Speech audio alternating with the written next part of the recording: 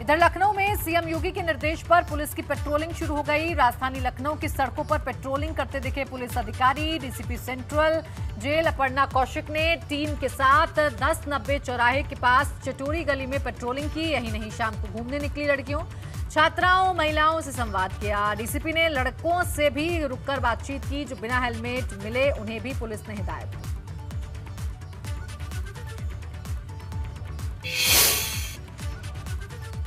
मुख्यमंत्री के निर्देश के बाद पुलिस अपराधियों में खौफ और जनता में सुरक्षा का भरोसा दिलाने से सड़कों पर उतरी। मेरठ सहित पूरे मेरठ जोन जिले के आला अधिकारियों ने शाम के वक्त मार्च किया। एडीजी मेरठ जोन राजीव सभरवाल ने SSP Prabhakar Chaudhary, SP city Vineet Bhatnagar सहित भारी पुलिस बल के साथ मार्च किया। बुलेन से शुरू होते हुए मार्च सदर बाजार, सोफीगंज सहित शहर के मुख्य इलाकों से निकला। वहीं सभी सीओ ने अपने सर्किल में थाना प्रभारियों और पुलिस कर्मियों के साथ ही मार्च किया।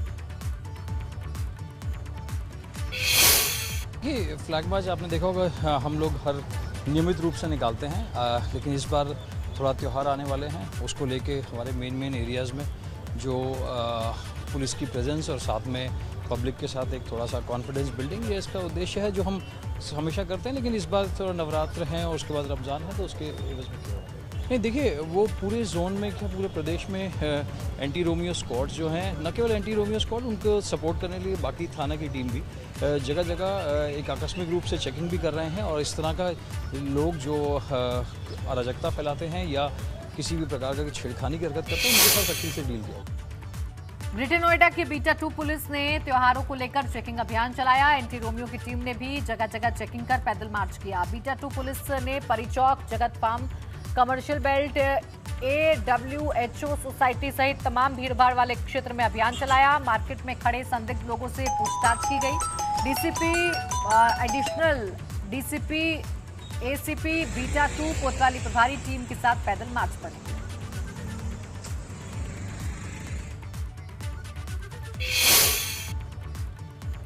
कानपुर में असलहा लाइसेंस में बड़ा फर्जीवाड़ा सामने आया, जहां पर एसआईटी 41,000 असलहा लाइसेंस की जांच करने जा रही है। दरअसल कानपुर कलेक्ट्रेट में बेहद शातिर तरीके से असलहों का लाइसेंस देने में गोलमाल कर फर्जीवाड़ा किया गया, जिसके बाद प्रशासन में हड़कंप मचा हुआ है। क्या है पूरा मामला, देखिए रिपोर्ट।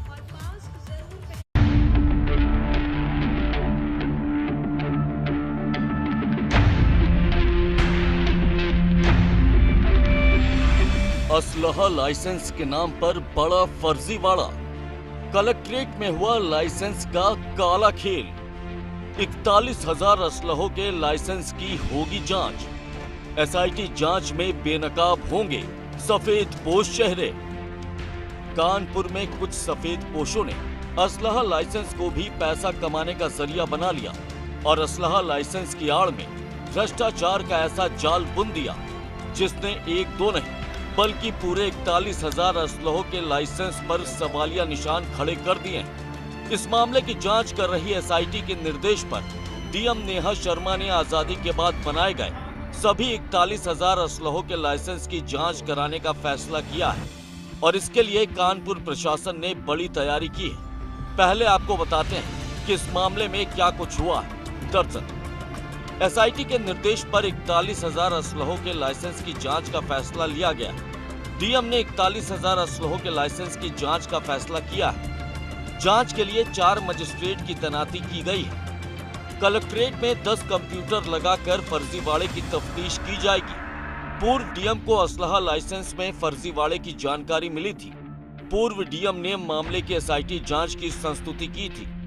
कलेक्ट्रेट से विकास दुबे समेत 171 असलहों की फाइल गायब है। 93 असलहों के फर्जी लाइसेंस बनाने की बात भी सामने आई है। फर्जी ट्रांजिट लाइसेंस के जरिए कलेक्ट्रेट से कारतूस बेचे जा चुके हैं। इन बातों से साफ है कि कानपुर कलेक्ट्रेट में असलहों के लाइसेंस के नाम पर बड़ा गोरख धंधा लंबे वक्त से अंजाम दिया जा रहा था। जिला प्रशासन की नाक के नीचे बेहद शातिर तरीके से हथियारों के लाइसेंस के नाम पर लंबे वक्त से भ्रष्टाचार किया जा रहा था, लेकिन इसके बावजूद तमाम आला अधिकारी इससे अनजान बने रहे। कानपुर के पूर्व डीएम आलोक तिवारी हथियारों के लिए लाइसेंस में हुए फर्जीवाड़े को सामने लाए थे, जिन्होंने इसकी एसआईटी जांच कराने का फैसला किया था, जिसके बाद अब नई डीएम नेहा शर्मा ने भी इस मामले की गहनता से जांच कराने का फैसला किया है। जौनपुर जनपद में नगर में जितना जो असलहा थे, जो आर्म्स लाइसेंसेस थे, उन पर कुछ फ्रॉडुलेंट आर्म्स लाइसेंस जारी होने की भी एक शिकायत पूर्व में की गई थी, तो उस पर SIT गठित ऑलरेडी थी। उसके क्रम में जो हमारे यहाँ पर 41,000 आर्म्स लाइसेंसेस का जो विवरण है, उसका पूरा विवरण हम लोगों ने कंसर्न SIT को भेजा था। अब क्योंकि उस SIT को भी कुछ सहयोग की अपेक्षा है, तो उसमें हम लोगों ने यहाँ पे जो स्थानीय हमारे ACMs हैं, उनकी एक टीम गठित करके एक लाइसेंस को प्रॉपर्ली वेरीफाई, उसके डॉक्यूमेंट्स को प्रॉपर्ली दिखवाना और किस स्तर पर निर्गत हुआ है, क्या हुआ है, उसकी पूरी वेरिफिकेशन, ये कार्रवाई जो है उसको हम लोग करा रहे हैं। SIT ने अपनी शुरुआती जांच में पाया है कि कलेक्ट्रेट के भ्रष्ट कर्मचारियों की मदद से हथियारों के लाइसेंस देने में बड़े पैमाने पर गड़बड़ी और फर्जीवाड़ा किया गया, जिसके बाद अब इंतजार है तो इस मामले के खुलासे का, ताकि इस फर्जीवाड़े के पीछे छिपे चेहरे बेनकाब हो सके और ये पता लगाया जा सके कि कानपुर कलेक्ट्रेट में कितने बड़े पैमाने पर हथियारों के लाइसेंस देने में गड़बड़ी की गई है।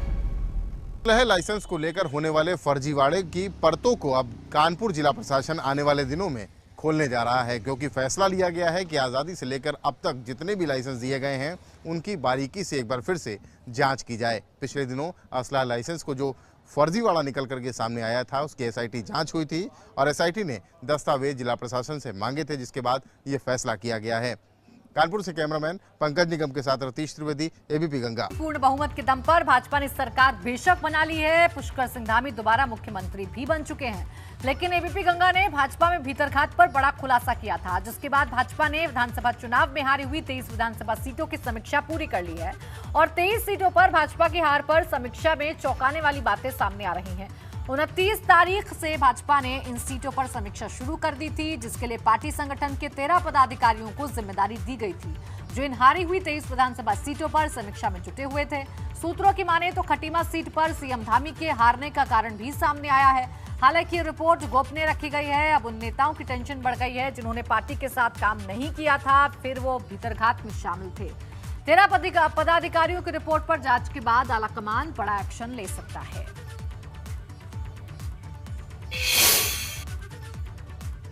उत्तराखंड के पूर्व मुख्यमंत्री हरीश रावत और कैबिनेट मंत्री सतपाल महाराज के बीच मुलाकात ने उत्तराखंड के सियासी गलियारों में चर्चाओं का बाजार गर्म कर दिया है। दोनों नेताओं की मुलाकात के कई राजनीतिक मायने भी निकाले जा रहे हैं। हालांकि हरीश रावत खुद कह चुके हैं कि यह शिष्टाचार मुलाकात थी। इससे पहले पिछले कुछ दिनों में तमाम नेता हरीश रावत के आवास पर जाकर उनसे मुलाकात कर चुके हैं। पहले मुख्यमंत्री पुष्कर सिंह धामी, फिर विधानसभा अध्यक्ष रितु खंडूरी और उसके बाद भाजपा की 2 महिला विधायक सरिता आर्या और शैला रानी रावत ने भी हरीश रावत से मुलाकात की। लेकिन चर्चाएं उस वक्त शुरू हो गई जब पूर्व मुख्यमंत्री हरीश रावत 9 साल बाद अपने पुराने साथी सतपाल महाराज से मिलने उनके आवास पर पहुंचे।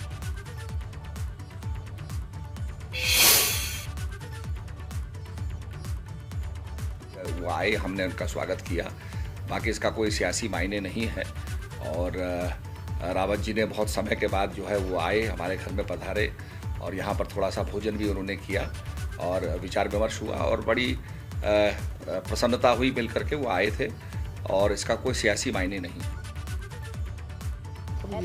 देखिए,